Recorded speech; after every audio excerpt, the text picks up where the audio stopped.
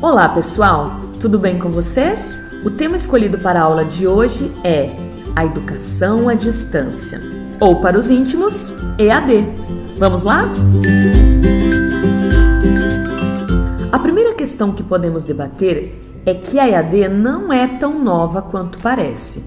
Se formos pensar bem, por volta de 1900 já havia ensino por correspondência, que é uma modalidade à distância, certo? Pensando bem é mesmo, né, Silvia? Pois é. Nesta época, os cursos tinham ênfase na educação profissional e nas áreas técnicas, como marcenaria, costura, elétrica e etc, etc, etc. A segunda fase da EAD, já na década de 70 e 80, veio com o surgimento dos cursos supletivos. Neste caso, geralmente, as aulas aconteciam por satélite, mas os alunos também poderiam receber fitas de áudio, vídeo. Aí, eles recebiam o material impresso, estudavam e enviavam as avaliações por correio. Mas foi com a expansão da internet que se iniciou a terceira fase e também a oficialização da EAD no ensino superior. Inicialmente, percebemos que a EAD é vista com muita desconfiança, sabe, pessoal? Mas por que isso ocorre até os dias de hoje? É mesmo, olha só o que o Moran diz. Segundo ele, nós temos o ensino presencial até hoje enraizado em nossas vidas, com dia, local, hora para ele acontecer. Não é mesmo, pessoal? É mesmo. A EAD promove uma outra possibilidade de pensar a educação, na qual o foco não está na quantidade de horas presenciais, mas na possibilidade de interação à distância entre os atores do processo, mediante as tecnologias, é claro. Então, olha como a Lei de Diretrizes e Bases define a EAD como uma forma de ensino que possibilita a autoaprendizagem com a mediação de recursos didáticos sistematicamente organizados. Autoaprendizagem? Estranho. Realmente, no ensino à distância, o aluno terá que assumir grande responsabilidade pelo seu aprendizado, caracterizado principalmente pelo desenvolvimento da sua autonomia e pela disciplina. Você sabia, Rodrigo, que o aluno da EAD tem que ser muito disciplinado? Imagino, Silvio. No entanto, não podemos delegar exclusivamente ao estudante a responsabilidade pelo processo educativo, não é mesmo? Bom, voltando aqui para os aspectos históricos da EAD. Outro marco no desenvolvimento da EAD é a possibilidade, a partir de 2001, de oferecer disciplinas em cursos presenciais com carga horária à distância, desde que não ultrapasse 20% da carga horária total do curso. 20%! Vale ressaltar que quando se trata de cursos à distância, as cargas horárias deverão ser equivalentes aos dos cursos presenciais. E também são exigidos momentos presenciais para avaliação dos estudantes, estágios obrigatórios e defesa de trabalhos de conclusão de curso. E quais são os tipos possíveis de EAD? Você levantou alguma coisa pra gente aí, Rodrigo? Levantei sim. Há diferentes propostas.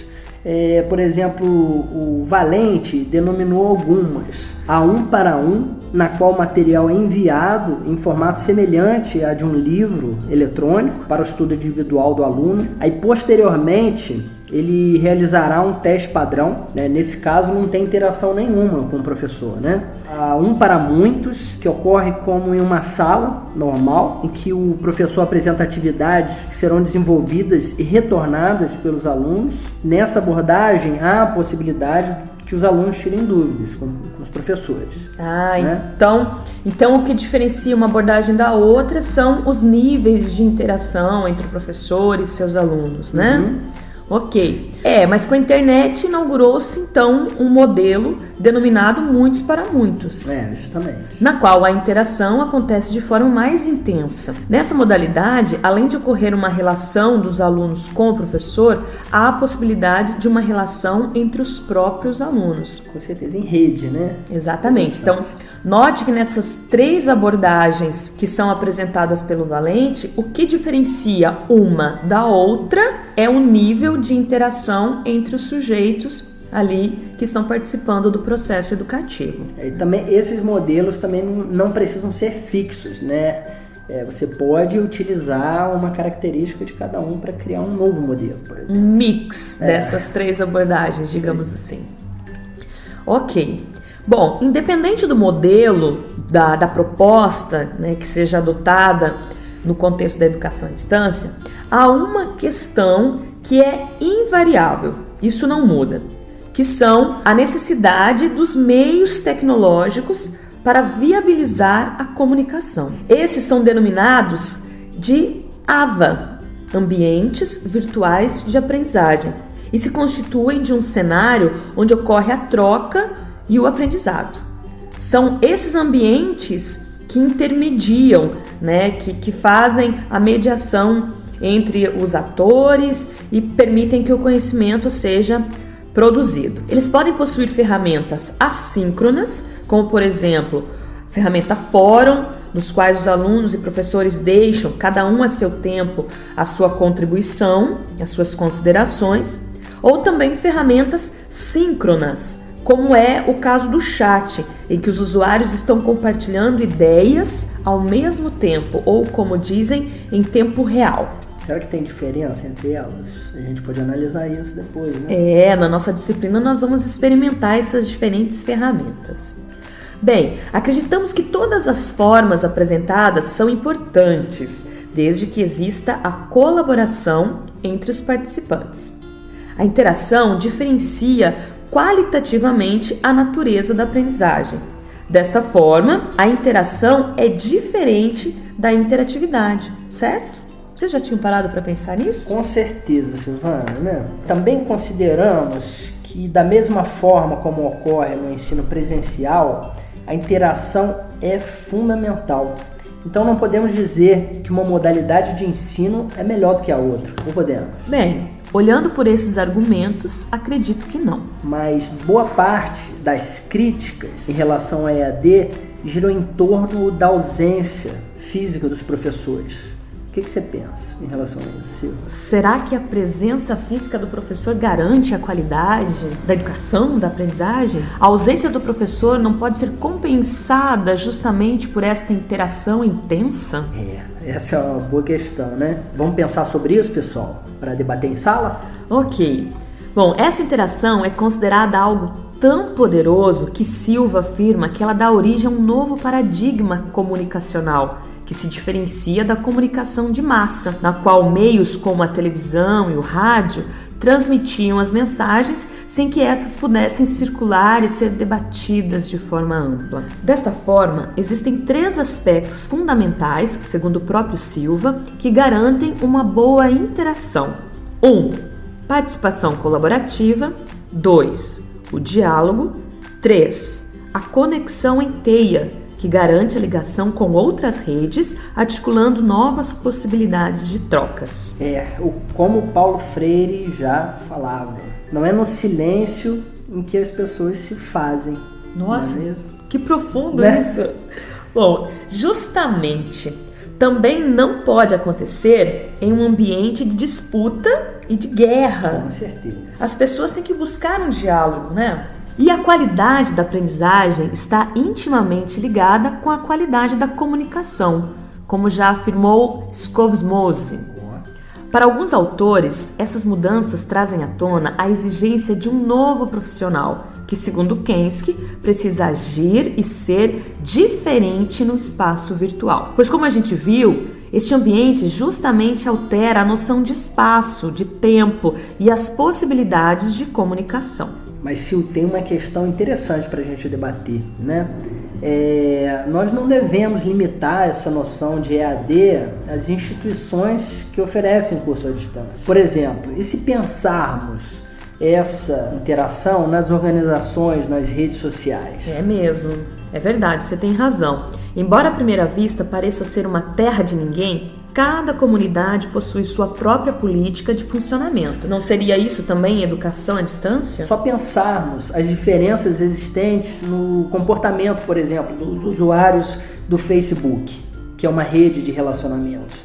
Tem o Twitter, que permite enviar e receber atualizações pessoais em textos curtos, com até 140 caracteres.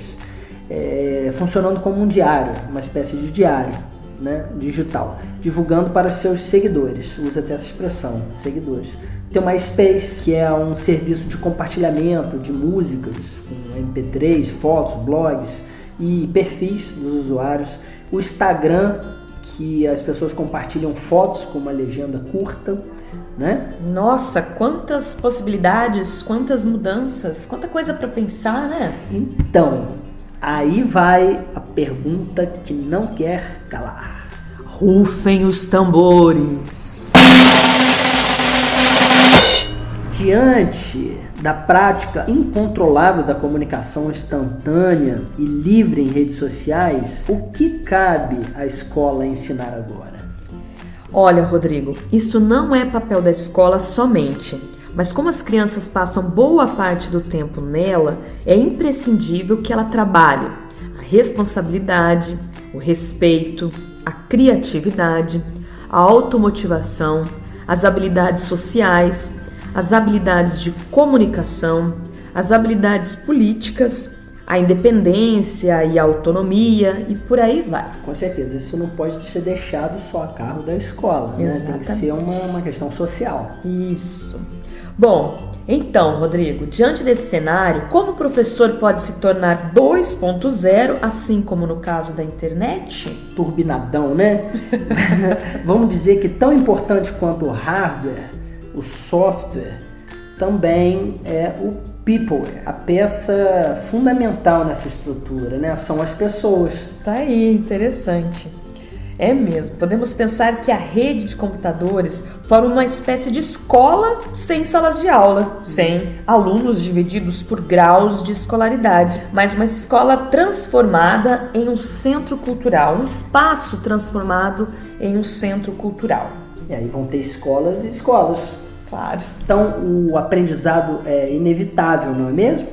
Tá aí uma questão para ser mais debatida, né? É, exatamente. Por este viés, o protagonismo, no entanto, não está voltado somente para o jovem. Na verdade, ele está ligado à qualidade da participação de cada um dos atores. Portanto, pais, professores, gestores, são todos peças que se encaixam perfeitamente neste jogo. Contanto que eles participem, né? É, tem que participar, né? Tem que ter disposição. Uma das maiores preocupações, tanto de pais quanto de professores, gira em torno disso, né? Dessa questão da possível substituição da presença humana na mediação dos processos pedagógicos. O que você acha disso, Silvana? Imagina, nada vai substituir a relação humana. O papel de professores e pais consiste em propiciar aos jovens a capacidade de atuar criticamente sobre as possibilidades da internet.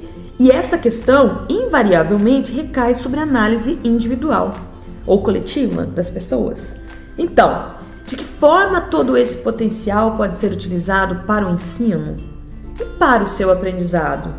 Você já pensou nisso hoje? Bom, são várias questões, não é mesmo, pessoal? Espero que vocês tenham gostado das reflexões que nós trouxemos aqui. Um abraço, até a próxima e vamos continuar essa discussão em sala de aula. Até mais! Abração, pessoal. Até a sala de aula e com as anotações e os comentários.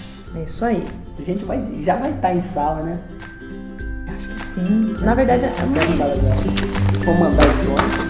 mas como eu falei que a gente ia levar pra aula, então vamos levar pra aula. Beleza? Fechou? Show, legal. Então tá, eu acho que a gente Vai trouxe. que vai. Não, eu acho que a gente trouxe questões bem gerais, né? Eu acho que a gente não ficou só no contexto